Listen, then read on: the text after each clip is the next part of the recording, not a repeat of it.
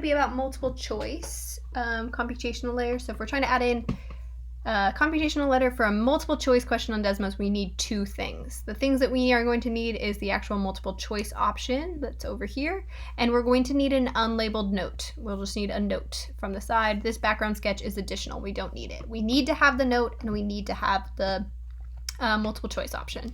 Your multiple choice option does in fact need to be named. So up here I've called mine choices. You could name yours whatever you like, but anywhere in my code where you see the word choices, that should match your codes or your name of your multiple choice section. So leave it that way if you'd like.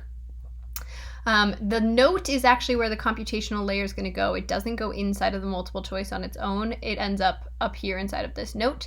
And that's so that way we can display different messages based on how they're reacting to or responding to that multiple choice. So this one I'm going to kind of read backwards. The content is the part of the computational layer that basically says what is actually going to display on the screen. So what's being displayed on the screen here is the content. So it's going to ask the question, and this is the prompt for before the question is, or before they respond. This is the prompt, and this is all they will see. And additionally, we're going to include this variable called feedback. So there's a little bit of syntax there of you have to do $sign and then curly braces before you put the name of a variable, so it knows that it's a variable and not just a word in a string.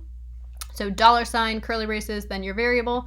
And the reason we have a variable here is because we're going to keep track of what to respond as the feedback inside of this variable. That's the easiest version here. And so just if nothing has been done, okay, give them an empty screen. They don't get any feedback yet.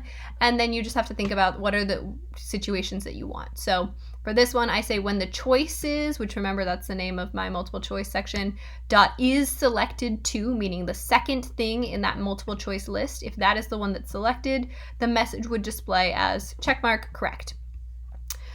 When choices, again, name of my multiple choice, is selected 1, meaning the first thing in the multiple choice is selected, it's going to display the X and check those scale factors again.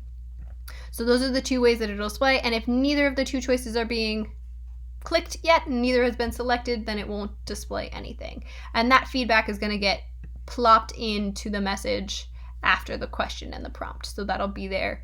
So as soon as they click, then either the X will appear or the check will appear. And that's the way we do it for multiple choice.